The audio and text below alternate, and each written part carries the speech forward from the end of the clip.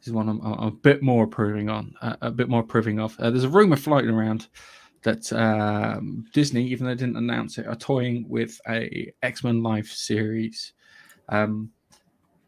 It's with heavy focus on social issues, which coming from America at the moment makes me just go, oh, it's going to be crap. It's going to be really it's going to be the Watchmen TV series all over again, which was dire, dreadful nonsense. The rumor comes from WDW Pro, who has broken a lot of rumors and they've been correct at Pirates and Princesses. WDW Pro claims that the rumor is that Disney execs were caught off guard with the Disney Plus viewership for the old 1990s X-Men animated TV series, which is the best version of the X-Men. If you ever watched the animated TV series on Disney Plus, that's one for you to watch. There's some real. It was a really good series.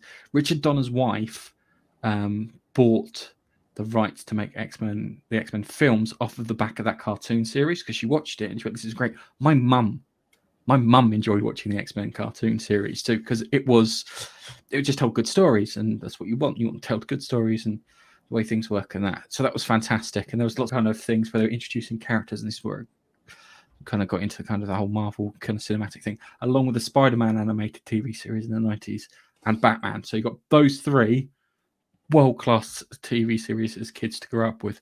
Anyway, they're developing a live-action series with a huge budget. They say the budget's going to be bigger than The Mandalorian, which is really expensive, but saying that they may be building new sound stages for them to use too.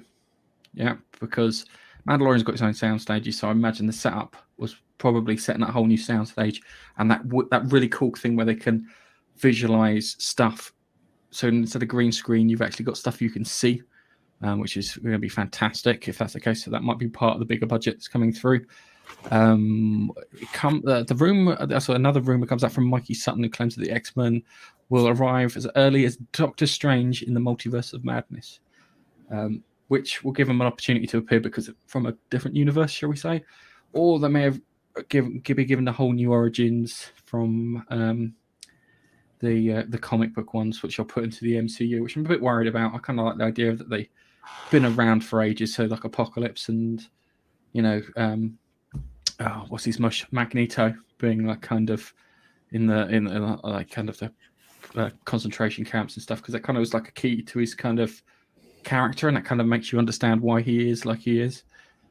So yeah, it's looking interesting, and also that they reckon they're going to get the actor from Legion, a guy called Dan Stevens, to play Magneto. And let's bring up Dan Stevens for a second so you can have an idea. This is Dan Stevens. If you remember him from Legion. So yeah, so that'd be a good, interesting one. I think he could pull off Magneto quite well. It's a bit skinny, but so I take it this is what they're planning to do is an early years X-Men.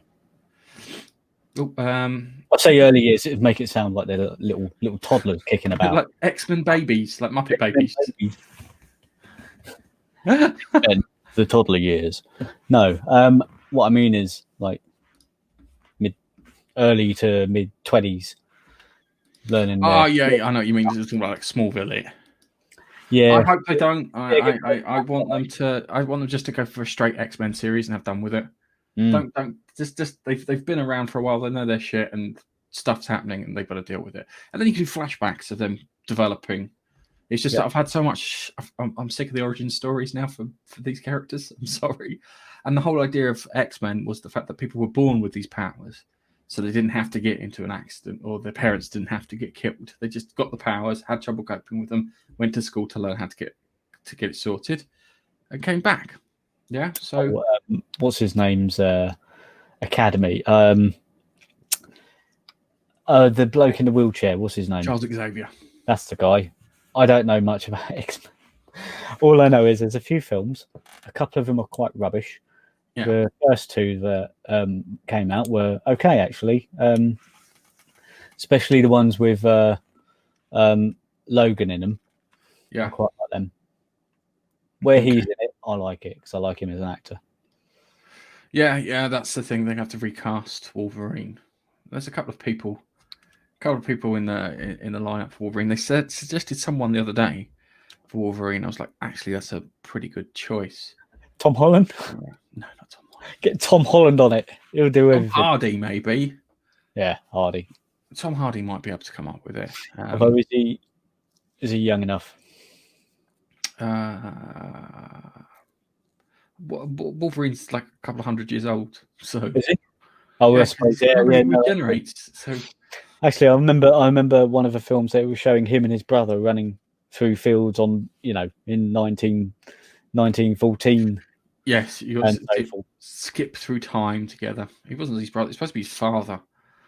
That's just the funny thing. In the comics, it was his father, and his father was abusive. And then it was one day, all of a sudden, claws come out. It's like, I've got claws too. Let's fight.